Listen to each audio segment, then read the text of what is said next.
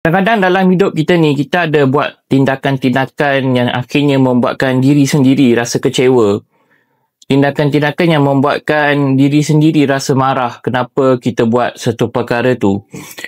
So, sebenarnya, kalaulah kita berada pada fasa ataupun keadaan yang kita rasa tak puas hati dengan diri sendiri kerana telah buat tindakan-tindakan ataupun keputusan yang mana kita rasa benda tu salah, cuba tanya diri sendiri dulu, kenapa kita buat perkara tersebut, kenapa kita ambil tindakan tersebut pada waktu itu.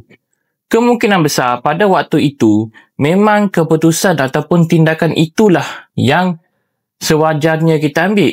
Dan pada masa tu, kita belum nampak lagi apa yang akan berlaku sekarang. Jadi, kita kena buat keputusan itu.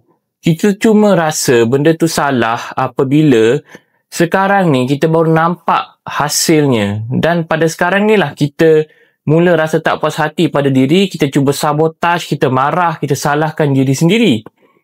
Tapi kita kena ingat, kenapa pada satu ketika dulu kita pernah buat keputusan ataupun tindakan tu. Mungkin pada waktu itu, tindakan tersebut adalah tindakan yang betul berdasarkan informasi, maklumat ataupun pengetahuan yang kita ada pada waktu tu.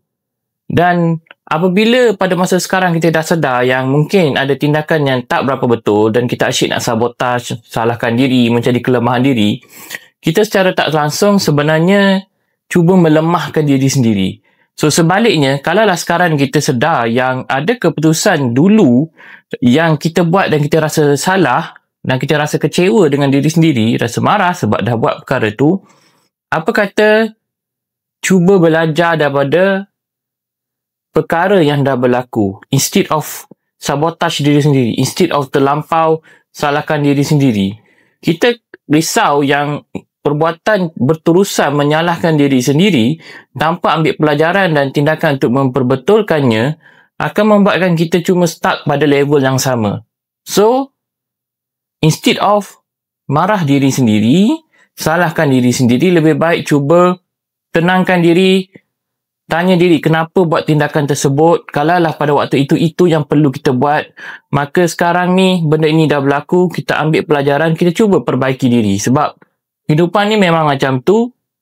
Sepanjang masa kerja kita adalah memperbaiki diri.